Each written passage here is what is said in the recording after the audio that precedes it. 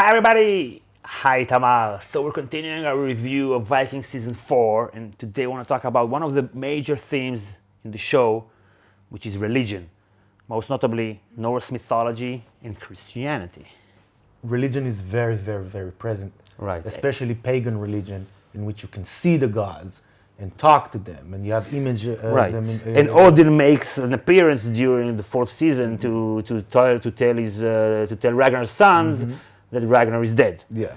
He's like he has like one eye and stuff like that, and the clash of civilizations, cultures, and religions is really one of the better parts of the show, in my opinion.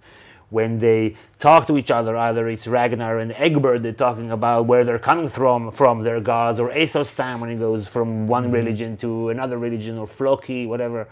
So it shows you the different mindsets of different people according to their own religions. This show shows you the Vikings at their zenith, basically, Right. or the start of their zenith. Right. But you know from history that eventually they will become Christians. Right. So something happened to their gods. One of the difference between like the Christian monotheism and the pagan Norse gods is like maybe you can argue that the pagans doesn't really have like a room for complexity and philosophy. A nuance, A nuance. I mean, it's very simple. It's very clear. Each god has a described position and role and attributes. Yeah, and the monotheism, it's like more vague, more amorphic. Right. It's more out there. Open source. It's open source, exactly. Right. You can explain everything. You can rationalize anything. Make it whatever. God works in mysterious ways, or God is great. It's a little bit like alternative facts. You can choose your own facts with monotheism. Yeah, monotheism is much more adaptable. The fact that Christians worship a dead man that basically lost. I mean, he was supposed to be the king of the Jews, and then he was crucified and died. And he was a hippie. And he was a hippie, and for ancient people, like, okay, the god is dead, the god is dead. Right. But the adaptability of it, no, he's a man, but it also has something amorphic, this spirit, this Holy Ghost, this fatherness in him. It's very strange to convince a people like the Vikings, whom their gods are like fighters, masculine.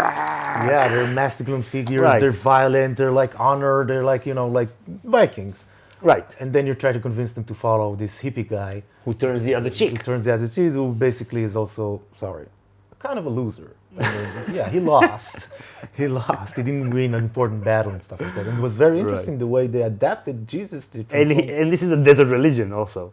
That's also kind of weird, how it adapts to whatever the North, whatever the fuck. They don't have any desert or anything. They don't have anything there that speaks to them. So it's like a franchise. It's like whatever McDonald's. If you go to China, eat McDonald's, they have some like spicy things. Yeah, we have shawarma. We have shawarma, falafel in McDonald's. Yeah. So it's like basically Christianity is like a franchise. They had to turn Jesus from desert hippie in some godforsaken place to a warrior, basically. Right. And the way they did it was like depict him as this fighter against Satan, against the evil and stuff like that. And also probably politically, politics is involved in that. Right.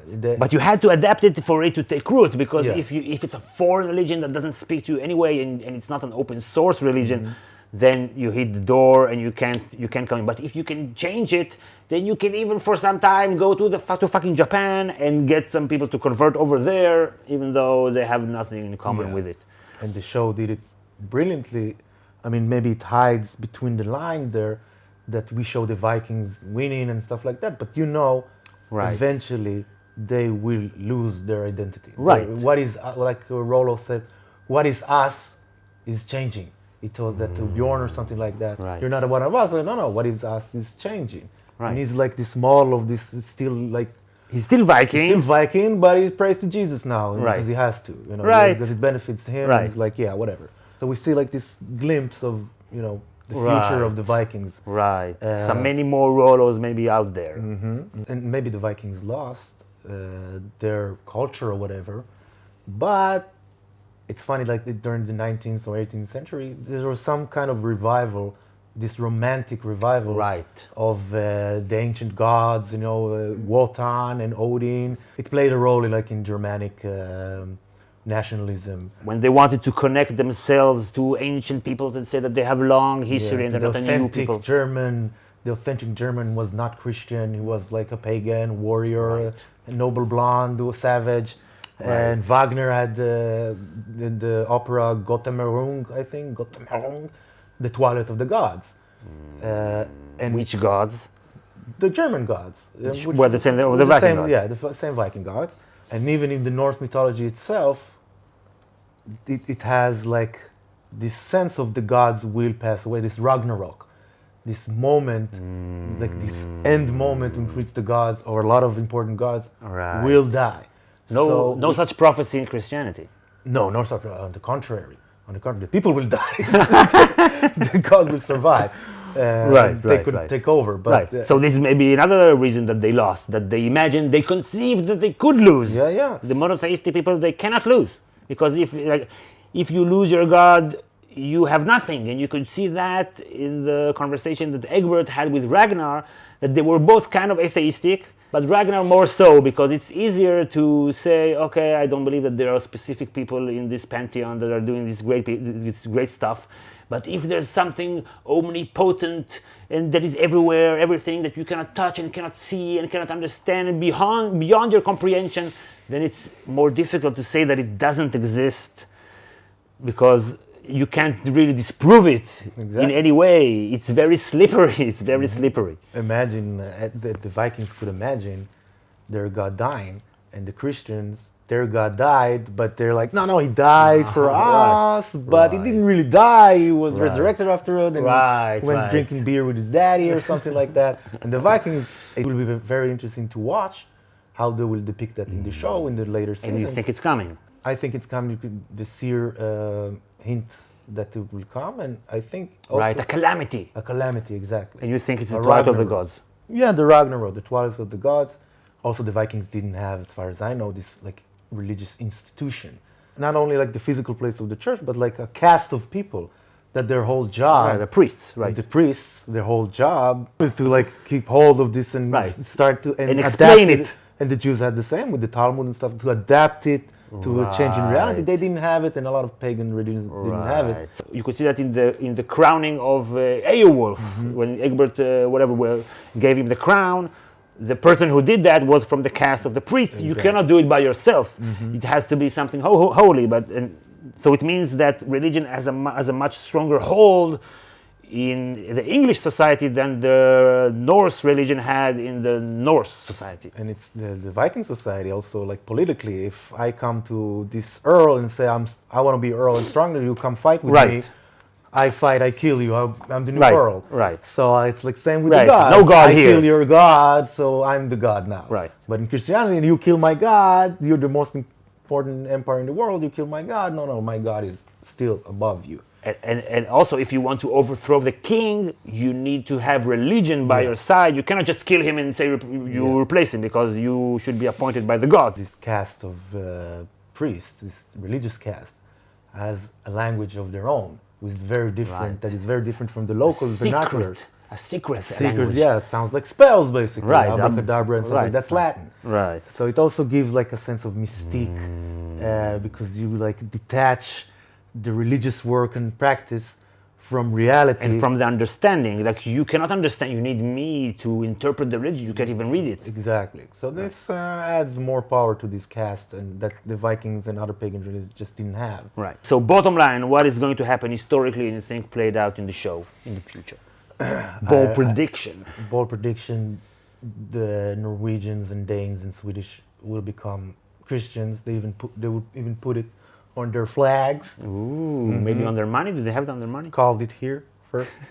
Floki's character in this season. And we know Floki is very religious. He's probably the most religious, he's like the gods. He really hated Rollo because he became a Christian. And now he killed Esostan. He killed Esostan, exactly. And during this season, he's like in an existential crisis, religious crisis. There's no meaning. What's going on? The gods are not listening anymore. I feel empty, something is missing.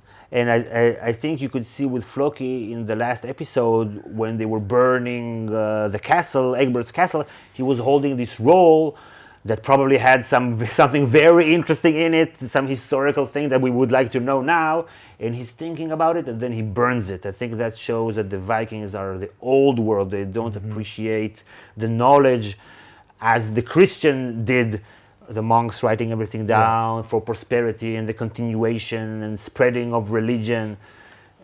And also you could see Floki, he was very, very curious about the Muslims. That also showed some kind of crisis in his mind. I think the way they depicted this like weirdness of like this oddness In the mosque. in the mosque. I mean, okay, I can get Christians, praying to a cross or this figure of Jesus. I can get that. That's their God.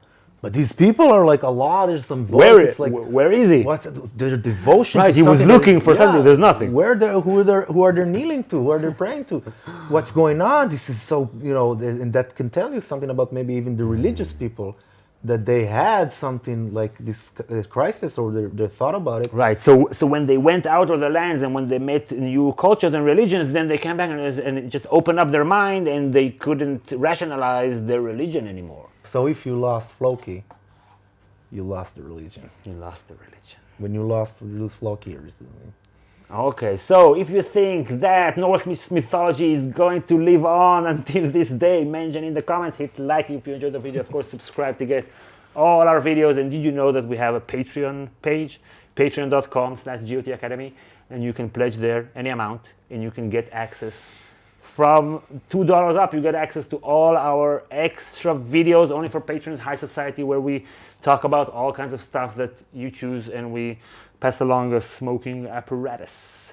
So if you're into that, you should definitely hit the link in the first comment, or just go to patreon.com/GOT Academy. Here are our previous videos about the Vikings. Watch them, you know you want to. So we'll see you all next time. Bye, everybody.